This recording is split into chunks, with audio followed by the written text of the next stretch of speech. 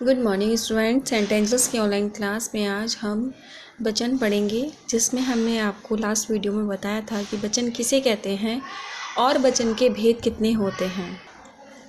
वचन के भेद कितने होते हैं, वचन किसे कहते हैं। शब्द के जिस रूप से किसी व्यक्ति, वस्तु अथवा पदार्थ के एक या एक से अधिक होने का बोध होता है, उसे वचन कहते हैं। वचन के भेद दो होते हैं, एक वचन और बहुवचन। एक बार फिर से सुनिए। एक वचन किसे कहते हैं? शब्द के जिस रूप से किसी व्यक्ति, वस्तु अथवा पदार्थ के एक होने का बोध होता है, उसे एक वचन कहते हैं। जैसे मुर्गा, पंखा, कन्या, चिड़िया आदि। बहुवचन शब्द के जिस रूप से किसी व्यक्ति, वस्तु अथवा पदार्थ के एक से अधिक होने का बोध होता है, उसे बहुवचन कहते हैं। जैसे मुर्गे, पंखे, कन्याएं, चिड़िया आदि।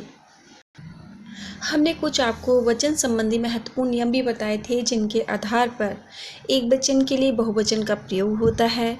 जैसे अभिमान या बड़प्पन दिखाने के लिए, सम्मान प्रकट करने के लिए, शिष्टता दर्शाने के लिए, और बहुवचन के लिए एक वचन का प्रयोग भी बताया था। और कुछ शब्द बताए थे जो सदैव एक वचन में प्रयुक्त होने वाले हैं, और कुछ ऐसे शब्द भी हैं जो सदैव बहुवचन में प्रयुक्त होने वाले होते हैं। अब आता है हमारा वचन परिवर्तन। देखिए, वचन परिवर्तन हम किस प्रकार करेंगे। देखिए, वचन परिवर्तन में सबसे पहले आता है हमारा स्त्रीलिंग संज्ञाओं में वचन बदलने संबंधी नियम। तो अकारांत स्त्रीलिंग शब्दों के अंत में ए जोड़कर, देखिए किस प्रकार ए जोड़कर बनाते हैं। जैसे आँख हमारा एक वचन है, तो आँखें हमारा बहुवचन बन जाता है। झील, झीलें, रात, रातें, तस्वीर, तस्वीरें। उसी प्रकार दवात, दवातें, दीवार, दीवारें, वहन, बहनें, कलम, कलमें। गाय, गायें, किताब, किताबें, लकीर, लकीरें, बोतल, बोतलें। उसी तरह से एकारांत स्त्रीलिंग संज्ञाओं के अंत में या जोड़कर हम किस प्रकार बदलेंगे। देखो एक बार। तिथि, तिथियाँ, लिपि, लिपियाँ, शक्ति, शक्तियाँ।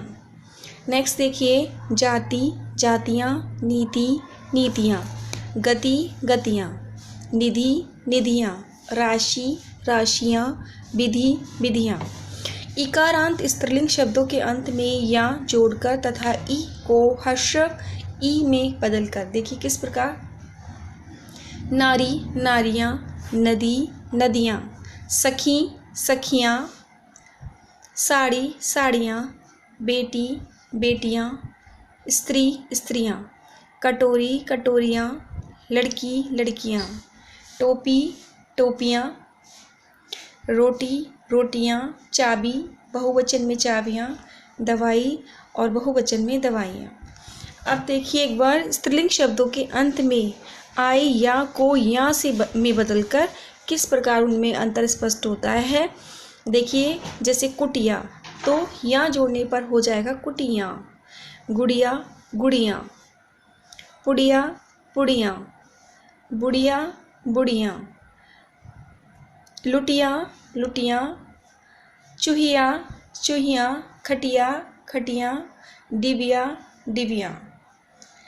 उसी तरह से कुछ अकारांत, उकारांत, उकारांत तथा अकारांत शब्दों के अंत में ए जोड़कर, जैसे सभा, सभाएं, माला, मालाएं, अध्यापिका, अध्यापिकाएं, माता, माताएं, धेनु, धेनुएं, ऋतु, ऋतुएं।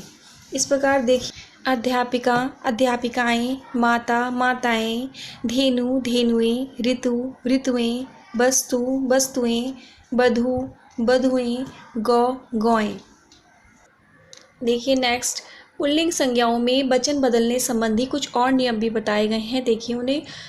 क में देखिए, अकारांत संज्ञाओं में अंतिम आ को ए में बदलकर, जैसे एक वचन में चरखा, चरखे, घोड़ा, घोड़े, मोटा, मोटे, कपड़ा, कपड़े, बेटा, बेटे, कोआ, कोए, तोता, तोते, रुपया, रुपए, कमरा, कमरे। इस प्रकार नेक्स्ट देखें, लोग, वृंद, गण, जन, वर्ग, दल आदि जोड़कर उनको बहुवचन बनाया जाता है। जैसे मजदूर हमारा एक वचन है और मजदूर वर्ग होने पर वो बहुवचन में बदल गया। पाठक एक वचन है और पाठक वर्ग बहुवचन में आ गया। छात्र छात्र वृंद, प्रजा प्रजाजन, अध्यापक अध्यापक वृंद, गुरु गुरुजन, नर्तक नर्तक दल, आप लोग, साधु साधुगण। नेक्स्ट है हमारा 3rd नंबर पर विभक्ति युक्त संज्ञाओं का बहुवचन बनाना। अंतिम आ तथा आ का ओ करना, जैसे जंगल जंगलों, खरगोश खरगोशों, कमरा कमरों, प्रश्न प्रश्नों, बंदर बंदरों, घोड़ा घोड़ों, बालक बालकों, सेवक सेवकों, कुर्ता कुर्तों। उकारांत तथा उकारांत शब्द के अंत में ओ लगकर अंतिम ऊ को ह्रस्व युहू में ऊ में बदलना। किस प्रकार बदलना, जैसे गुरु गुरुओं, बधू बधुओं, ऋतु ऋतुओं, धातु धातुओं, बहु बहुओं, वस्तु वस्तुओं। उसी प्रकार इकारांत तथा इकारांत शब्दों के अंत में यों लगकर ई को ह्रस्व ई में बदलना, जैसे ताली तालियां, तालियों, विधि विधियों, खिड़की खिड़कियों, टोपी टोपियों, नदी नदियों, लड़की लड़कियों, डाली डालियों, पंक्ति पंक्तियों, तितली तितलियों।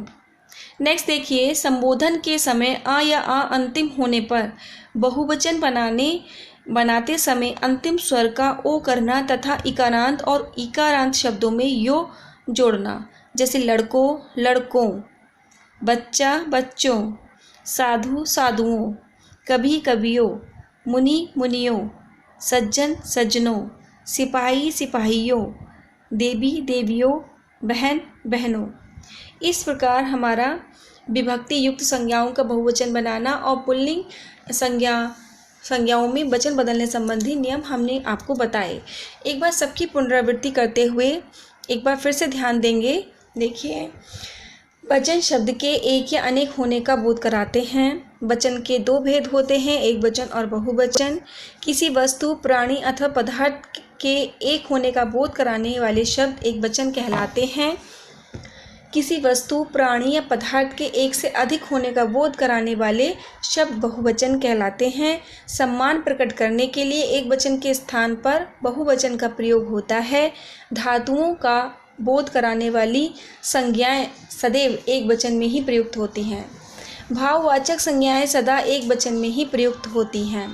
सभी शब्दों को ध्यानपूर्वक देखेंगे और उनका अभ्यास करेंगे और अभ्यास कर पे अपने आप शब्दों को बनाने का प्रयत्न करेंगे।